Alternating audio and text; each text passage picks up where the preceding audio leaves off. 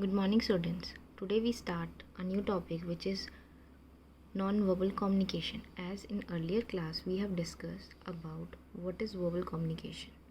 So non-verbal communication is involve a communication without using words, written or oral. It involves the non-linguistic without using language transmission of messages. Non-verbal communication should be used to add on to our verbal communication. That includes facial expression, gesture. Nonverbal communication should be used to add on to our verbal communication. This includes facial expression, gestures, eye contact, pointing with the finger, and pitch and tone of a voice, among other things. So now we discuss about the method of nonverbal communication. The first method is facial expression. In this method, one tend to notice the expression on the speaker face before listening to him speak. So we can undermine this important method of non-verbal communication. While there are various languages spoken across the globe, but a sad face and a happy face are the universal, similar and easy understood. So next is gesture. Visible bodily actions communicate particularly messages either in place of or in addition to speak.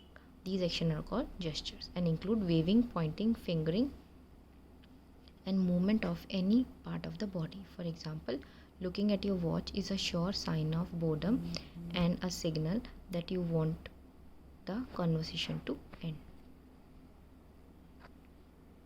Next, we talk about body language. Body language and postures, they throw light on the person's feelings and attitudes. Next is paralinguistic. It's referred to the verbal communication that does not involve language but other factors such as tone and pitch of the voice. The same sentence can be interpreted differently depending on the tone of the voice in which it is said. Eye gaze. The eye speaks volume if a person seems something like that. Next is proxemics. This deals with the study of space, though appropriate to be maintained while communicating with another person. What distance a person seems and appropriate will be based on his culture background, social upbringing, familiarity with the person, and other such factors. Next and last is dress and appearance. Your way of dress and your appearance based on your choice of the color, hairstyle, etc. can send out very strong message. That is why it is considered that you are appropriate dressed for the occasion. For example, would dress a formal for a job interview.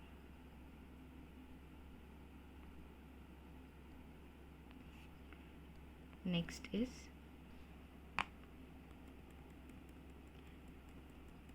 haptics. Haptics is the part of non-verbal communication that convey meaning through physical contact. Touch can be used to show sympathy, affection, familiarity, and other emotions. So now we talk about the advantages of the non-verbal communication. First very good advantage is enhances verbal communication. Non-verbal communication greatly complements verbal communication. Second is effective substitute for verbal communication.